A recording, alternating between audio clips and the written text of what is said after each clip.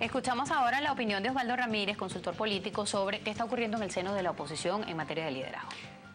Yo interpreto una cosa muy clara.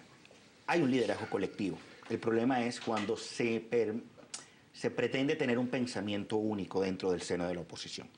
Y creo que en algunos momentos alguna gente, algunos ciudadanos han interpretado que desde el seno de la unidad debe generarse un pensamiento único. Y ese pensamiento único debe estar estrictamente atado a las ideas o a la propuesta que está generando la persona que en un momento determinado, por coyuntura, fue el candidato electoral de oposición. Un líder que se escoge, Enrique Capriles, el 12 de febrero de 2012, para una función muy determinada con la mira puesta en el 7 de octubre de ese mismo año. ¿Qué sucede?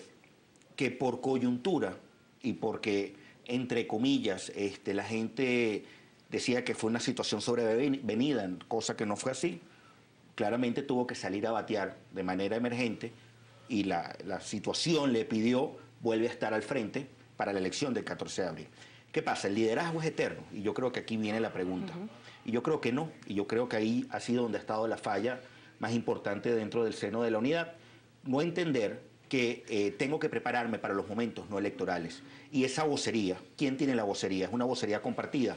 Por ejemplo, ¿quién lidera los gabinetes de sombras? Si vamos a hablar de una política pública en particular versus otra. ¿Quién lidera los gabinetes políticos? Si vamos a hablar de acciones políticas que vamos a pedirle a la gente que nos acompañe versus otra.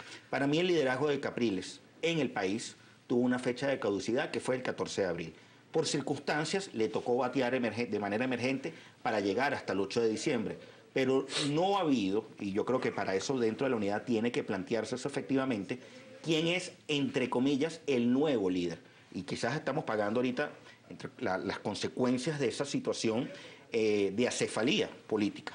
Hay una cantidad de líderes dentro del seno de la unidad, conviven más de 15 partidos, entonces realmente quién es el que tiene la voz cantante, y aquí es quizás la confusión que pueden tener algunos ante situaciones como las de llamados de Leopoldo López, llamados de María Corina, la sencillamente negación de Capriles de acompañar una propuesta o no, porque interpreta que hay otro camino, va asociado de nuevo a ese rumbo que yo hablaba hace unos minutos.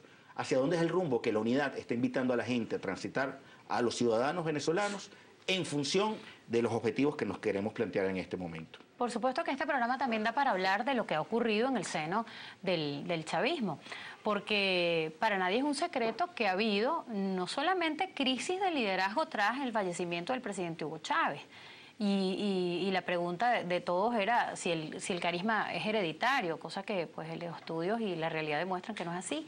Pero más allá de eso, el momento actual, hay más que crisis, yo siento que es hasta un enfrentamiento, aunque les moleste esa etiqueta y aunque les genere pues alergia que se desnuden estos temas. Esa es una realidad. No hay una unidad en el seno del chavismo como antes se vivía en tiempos del presidente Hugo Chávez. ¿Cuál es su diagnóstico? Sí, yo siento que hay un vacío de liderazgo en el oficialismo después de la desaparición del presidente Chávez.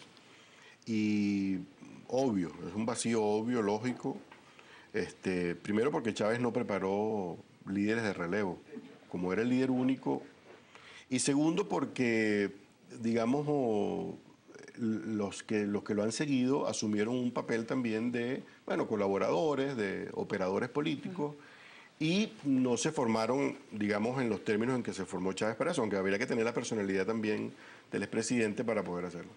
Ahora, fíjate, el problema es que, o la ventaja que tienen ellos, es que ellos tienen una estructura de poder.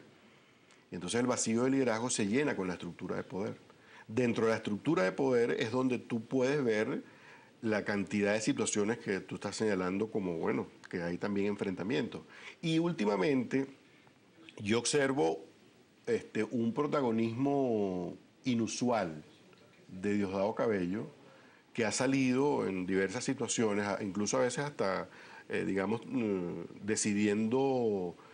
tomando decisiones que competen al presidente de la República, como el tema de los militares allá en la frontera con Colombia. El programa que sacó por televisión está como tratando de perfilar digamos, algo allí, Yo no sé si preparándose para qué, pero digamos, son pasos que tú das en función de una proyección política. O sea, tú haces eso como una proyección política. Entonces, claro, la confrontación esa que tú te refieres se ve en la Gaceta Oficial, se ve en los nombramientos. Cuando tú ves los nombramientos y le haces el seguimiento a las personas y tal, ves que Maduro trata de sustituir buena parte de los seguidores de Cabello, trata de sustituir incluso a nombramientos que hizo Chávez, y pone maduristas, trata de poner maduristas para asegurarse su base de poder.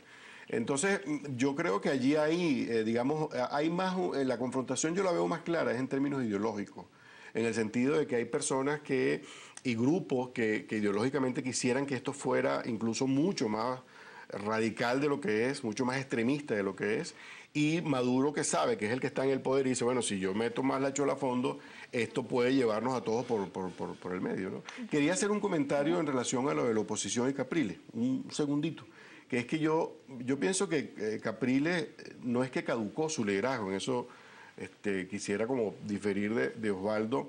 Yo creo que Capriles lo que está sometido ahorita es la actualización de su liderazgo, o sea, se le está exigiendo en medio de una nueva situación, bueno, que demuestre que es el líder que se venía formando, que por otra parte el trabajo de convocar